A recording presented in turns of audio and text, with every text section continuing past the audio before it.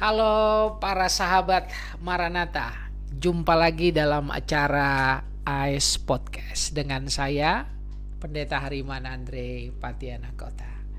Dan hari ini saya kembali kedatangan perempuan spesial. Halo Bu Rahel. Halo Pak Hariman. Bu Rahel Oktora. Ya, beliau hari ini adalah pengajar di Fakultas Hukum. Ada di jabatan struktural juga ya. Sedang membantu dekan sebagai wakil dekan bidang keuangan dan sumber daya. Wakil dekan keuangan dan sumber daya Fakultas Hukum Universitas Kristen Maranatha. Senang Bu Rahel bisa kembali hadir Pak, di AS Podcast. Ya. Dan kita mau ngobrol satu topik yang sekarang jadi hot ya, seputar hukuman mati. Dalam hukum pidana yang kita anut, paling tidak dalam sistem hukum kita sampai hari ini masih mencantumkan hukuman mati itu sebagai salah satu pidana ya, vonis hukum pidana. Nah, kita mau ngobrol dengan Bu Rahel, sebenarnya hukuman mati itu masih relevan gak sih?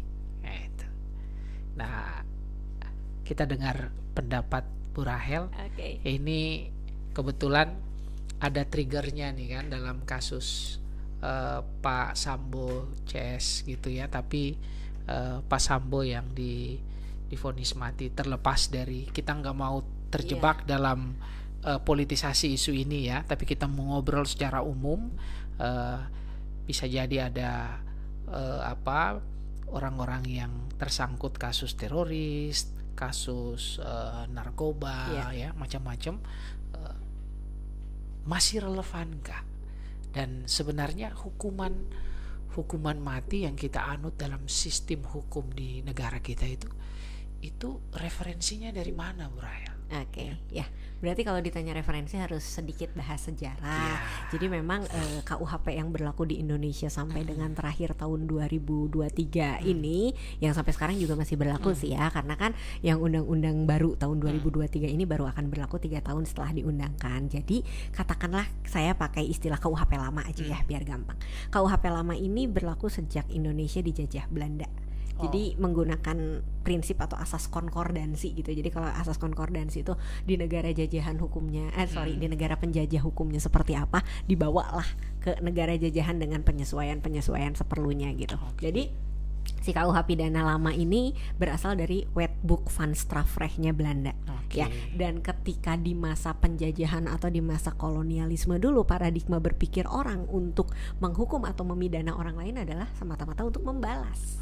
Ya, maka sanksi pidananya juga disusun dari pidana yang paling mengerikan gitu loh ya. Dari pidana yang paling berat yaitu pidana mati, kemudian ada pidana penjara, ada pidana kurungan, pidana denda dan seterusnya yang bisa kita cek bersama di pasal 10 KUHP yang lama itu. Jadi kalau dari ngomongin dari sejarahnya ya dari KUHP Belanda ya. Jawabannya itu kalau dari segi sejarah. Kita ini sudah hidup di zaman milenial.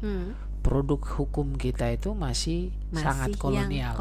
Makanya akhirnya pemerintah punya political will yang serius untuk yuk RKUHP yang nggak matang-matang itu cepet yuk jadiin gitu, dan puji Tuhan akhirnya diselesaikan ya, dan istilahnya diundangkan ya sebagai Undang-Undang Nomor 1 tahun 2023. Jadi tahun 2023 ini memang sudah ada KUHP yang baru yang dalam masa transisi 3 tahun lagi baru akan berlaku sepenuhnya. Nah ini jadi saya sebagai dosen pidana, materi kuliah saya diganti semua Bapak gitu ya. Jadi kan saya harus update juga yang tadinya ngajarin KUHP lama jadi ngajarin KUHP yang baru juga. Nah, Bu Rahel lihat bedanya apa sih? Bedanya? Bedanya paradigma pemidanaannya beda. Paradigma pemidanaannya beda. Kalau dulu lebih ke untuk membalas gitu ya. Bagaimana orang diberikan efek jera biar kapok jangan melakukan pemidanaan lagi, maka ada berbagai macam sanksi. Sedangkan paradigma pemidanaan yang di dalam KUHP baru ini ya tentunya lebih menghormati hak asasi manusia. Dan kemudian juga lebih menempatkan manusia ini bukan sebagai objek yang harus dikenai penderitaan itu gitu ya, bukan sebagai objek penderitanya, tapi murni sebagai subjek pelaku yang juga harus dibenahi, yang juga harus ditreatment gitu. Jadi sanksinya bukan sekedar untuk menderitakan aja. Ya, di dalam KUHP yang baru ini ada pidana kerja sosial. Pidana kerja sosial. Yang lama kan nggak ada. Okay. Kalau pidana kerja sosial sebagai contoh gini, misalnya saya karena kelalaian mengemudikan mobil tidak hati-hati mengakibatkan kecelakaan bagi orang lain, kemudian saya dipenjara, buat apa? Ya, buat saya menderita, buat orang yang tertabrak ya dia tidak menjadi sembuh juga gitu. Betul. Tapi mungkin kalau dikenakan pidana sanksi kerja sosial bagi pelaku untuk membantu di rumah sakit pemerintah di instalasi gawat daruratnya untuk dia secara langsung menangani orang-orang yang kecelakaan dan sebagainya misalnya, mungkin itu secara psikis juga lebih membuat dia sadar ya akan kesalahannya. Jadi sekarang pemidanaannya juga paradigmanya tadi ya sudah berubah, ada tindakan-tindakan. Dan yang bedanya tadi kalau kita bahas pidana mati di KUHP yang lama, pidana mati itu nomor 1 ditulisnya. Ya, sedangkan sekarang pidana mati itu dijadikan sebagai pidana alternatif untuk mengayomi rasa keadilan itu tadi. Jadi udah bukan lagi menjadi satu sanksi utama. Kok bisa sih kayak gitu? Ya, ternyata negara kita belum memutuskan untuk menghapus. Jadi pidana matinya tetap ada walaupun posisinya sudah tidak se-ultimate dulu gitu ya. Jadi ada perubahan paradigma hukum pidananya ya. Kalau dulu apa istilahnya lex apa itu yang apa ya, kalau misalnya dulu lebih ke teorinya itu kayak teori retributif gitulah istilahnya ya. Jadi pidana adalah untuk pembalasan sanksi dendam, adalah ya? Punishment gitu kan. Kalau sekarang sanksi itu bukan cuma punishment tapi juga treatment, jadi double track system.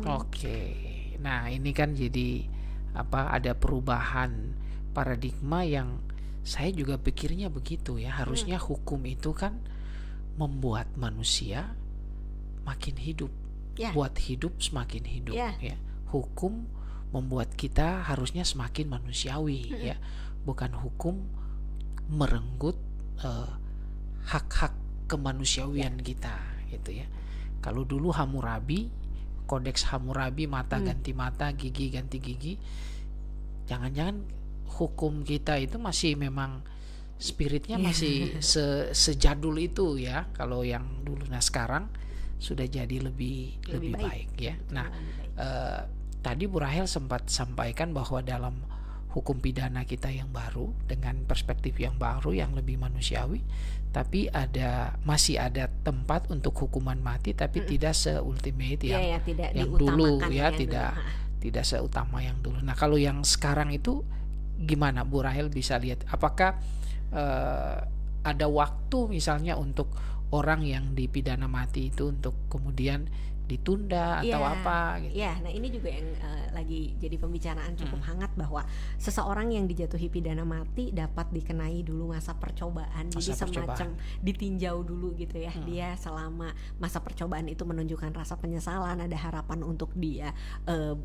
membaik, bertobat dan sebagainya, walaupun memang rumusan di dalam undang-undang abstrak. Kenapa abstrak? Karena memang materi muatan undang-undang tidak sekonkret PP dan peraturan pelaksana lainnya. Ya, jadi kalaupun misalnya ini mau dilaksanakan, tentunya butuh peraturan-peraturan pelaksana yang menjadi pedoman tafsir bagi para penegak hukum untuk tahu ini kelakuan baik apa sih, ya, berbuat baik apa sih, definisi penyesalan apa sih, ya, dan seterusnya, sehingga kemudian aturan yang tadi secara harafiahnya multitafsir jangan nanti dipermainkan gitu sama oknum-oknum yang ingin mengambil keuntungan lah dari diberlakukannya aturan itu gitu. Ya kita kan pengennya ada hukuman mati yang memang belum dicabut, berarti dia masih ada. Nah, diterapkannya gimana? Ya pedomannya yang jelas gitu. Nah, ini memang masih PR juga ya untuk untuk bangsa kita. Nah, jadi kalau menurut pendapat saya, hukuman mati ini masih perlu ada ketika kita melihat konteks kondisi bangsa kita di mana masih dirasa dibutuhkan hukuman itu ya nggak apa-apa, ada pun nggak apa-apa gitu kalau menurut saya. Tapi penggunaannya ya tidak bisa sembarangan ya, harus dengan seselektif mungkin, karena memang pada prinsipnya yang bisa mencabut nyawa manusia, mengakhiri hidup manusia ya kalau kita percaya keimanan kita masing-masing gitu ya, Tuhan yang bisa mencabut nyawa. Nah, negara jadi punya wewenang untuk itu, dasarnya apa? Nah, ini kan harus diatur secara serinci-rincinya, mengingat di negara lain sudah banyak negara yang bahkan menghapus ya. Ya betul ya, saya kira itu tadi yang hak memberi dan mencabut hidup itu kan harusnya hanya Tuhan ya, bukan manusia, bukan negara juga ya. Nah, tapi sekarang sudah lumayan baik lah ya dalam spirit penegakan hukum di kita. Hukuman mati itu bisa ditinjau ya apabila ada persyaratan tadi ya yang harus dipenuhi. Nah, ini jadi salah satu yang kontroversi juga. Saya lihat di media sosial salah seorang pengacara kondang yang bilang, waduh pusing ini nanti membayangkan nanti jaksa bisa dibeli ya, nanti hakim bisa potensi itu tidak salah ya, potensi itu selalu ada. Bagaimana di dalam sebuah sistem hukum, namanya sistem hukum itu kan senantiasa berkaitan dengan legal substance atau substansinya, yang kedua legal structure atau struktur penegaknya, dan yang ketiga legal culture atau budaya hukumnya. Kita sedang membereskan substansinya. Nih substansinya ada, udah dibuat nih aturannya, ada aturannya lengkap. Ternyata sudah lengkap tapi juga masih multi tafsir. Ya katakanlah structure penegak hukumnya masih banyak oknum-oknum yang suka bermain. Bahaya tuh itu gitu kan. Dan kemudian culture masyarakatnya, tingkat kesadaran hukumnya, bagaimana ada orang yang memandang aturan sebagai suatu norma yang harus ditaati, ada juga sebagian lain yang memandang aturan adalah suatu statement yang harus dicari celahnya. Supaya kalaupun kita melanggar kita nggak apa-apa misalnya gitu. Nah, berarti kan PR-nya juga ya bukan cuma perihal aturannya ada atau enggak. Aturannya, strukturnya, culture atau budaya. Sama culture, budaya masyarakat. Nah, ini memang hal-hal yang masih harus dibenahi ya dalam proses penegakan hukum. Nah, tapi menurut Bu Rahel sendiri, saya mau tahu ini mungkin sebenarnya mungkin saya mau mempersempit sedikit ininya. Setuju nggak sama hukuman mati menurut keyakinan subjektif kita? Kalau saya secara pribadi masih setuju, tapi untuk tindak pidana tertentu yang memang sudah tidak bisa lagi ditoleransi. Ya, jadi kayak misalnya tentang tindak pidana terorisme seperti itu ya, saya setuju. Dan kemudian juga untuk tindak pidana korupsi yang sudah demikian mengakar di Indonesia, Undang-Undang Tipikor kita menyediakan kok adanya pilihan untuk memberikan hukuman mati bagi terpidana korupsi ya, bagi terdakwa korupsi dalam batas-batas tertentu gitu ya. Kalau misalnya memang katakanlah ada unsur-unsur pemberat yang membuat dia bisa dikenai itu, tapi ternyata sampai dengan hari ini juga toh belum dipakai pasal itu gitu, belum ada koruptor yang dipidana mati. Nah, cuma kalau untuk tindak pidana lainnya yang masih bisa ada harapan di mana orangnya itu membenahi dirinya, dan kemudian juga kerugian yang timbul bukan kerugian masif yang bersifat publik, rasanya ya memang perlu dipertimbangkan lagi untuk menjatuhkan pidana mati ya. Iya, cuma terlepas kalau dari kasus yang tadi menjadi trigger kita gitu, Bapak cerita tentang kasus Sambo dan sebagainya, hakim menjatuhkan itu, saya yakin majelis hakim sudah punya pertimbangannya sendiri gitu ya, dan mereka pun tidak keluar dari jalur undang-undang. Toh undang-undangnya juga menyatakan di pasal 340 barang siapa melakukan pembunuhan berencana dapat dipidana dengan pidana maksimum yaitu hukuman mati. Berarti dipakai yang maksimumnya ya tidak apa-apa, masih sesuai dengan aturan undang-undang. Nah, ini menarik ya, Bu Rahel masih memberikan catatan ada ruang untuk hukuman mati, tapi untuk pidana khusus ya, terorisme atau bahkan untuk kasus korupsi yang memiskinkan banyak masyarakat ya. Nah ini bisa dikenai hukuman mati, tapi ini harus berdasarkan data-data material yang cukup, dampaknya yang memang merugikan negara ya, masyarakat secara publik. Nah ini menurut Bu Rahel masih memungkinkan ya.